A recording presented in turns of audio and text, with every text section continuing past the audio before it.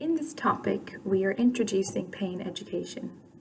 Research has shown that understanding pain and engaging in pain education can change the way people think about pain, reduce its threat, and improve management of symptoms. There are many myths, misunderstandings, and fears about pain which can have a significant impact on how people cope. A common unhelpful belief about back pain is that your pain is a sign of ongoing injury and that you should avoid exercise or physical activity as this may cause further damage. Whilst active rest is important in the early stages of an injury, in the longer term, this type of behaviour feeds into a cycle of fear avoidance, which we will illustrate in the next slide. When you have injured your back, by bending for example, you may react to your pain experience in either two ways. On the right side of the model is your confrontation of the pain and your eventual recovery in time. On the left side of the model is a different pain experience which is driven by fear. Fear that you may have caused serious injury or damage to your back. This is called pain catastrophizing or thinking the worst. This can be influenced by a number of factors. Maybe you've had a scan which has made you worry or feel anxious about your recovery. Maybe you've had a negative experience of back pain in the past, and this has influenced your current ability to cope. This over time can lead to avoidance of a certain activity or movement, such as bending, as you may associate this pain with injury or ongoing damage. This can create an unhelpful pattern of movement, which can lead to muscle weakness, stiffness, and general deconditioning. As well, it may affect your mood and your general well-being. The aim of this session is to help you break this cycle and to explore this unhelpful belief about pain, that pain is the sign of ongoing injury. The traditional understanding of pain assumed all pain is caused by injury and that there is always a direct relationship between pain and physical harm. This is grossly oversimplifying a complex process.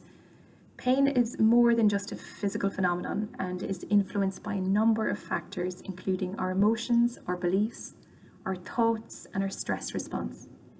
There is growing evidence that shows there is a clear link between stress, mood, and pain. And those with lower mood and higher stress levels are more likely to suffer from ongoing pain. To illustrate the poor relationship between pain and tissue injury, I will use the table shown.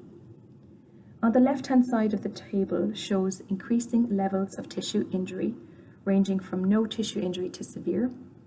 On the right side of the table, we have the corresponding increasing levels of pain, ranging from no pain to severe pain. If I were to ask you to link the level of tissue injury on the left side with the level of pain on the right side, most people will link severe tissue injury with severe pain and no tissue injury with no pain, describing a direct linear relationship between pain and tissue injury. However, there are lots of pain examples which would contradict this linear relationship. This is something we want to explore in the next slide. Let's use the example of a paper cut. We have all experienced a tissue injury from a paper cut, and I think we would all agree that this type of injury is a mild injury. However, it can be very painful. A headache is another example where pain can range from moderate to severe. However, there is no tissue injury associated with it. We've all experienced cramps in our toes and legs. Again, no tissue injury, yet the pain we feel can vary. On the other hand, we have all heard of heroic stories of soldiers on a battlefield who suffered severe limb loss or injuries, yet feel no pain at the time of injury, and it is not till hours later that their pain is apparent. So what does this tell us about pain? It tells us that pain is not as straightforward as we think. In its simplest form, there are two main types of pain. There is acute pain and persistent pain. Acute pain is pain that can last up to 3 months. It's associated with tissue injury, and it's often helpful as a protective mechanism. Persistent pain or chronic pain is pain which lasts over 3 months, it's not necessarily related to tissue injury and is often unhelpful, as it can lead to avoidance of activity, it can reduce people's confidence and reduce activity levels. For lots of people who attend our back pain program, your pain symptoms may have become more persistent.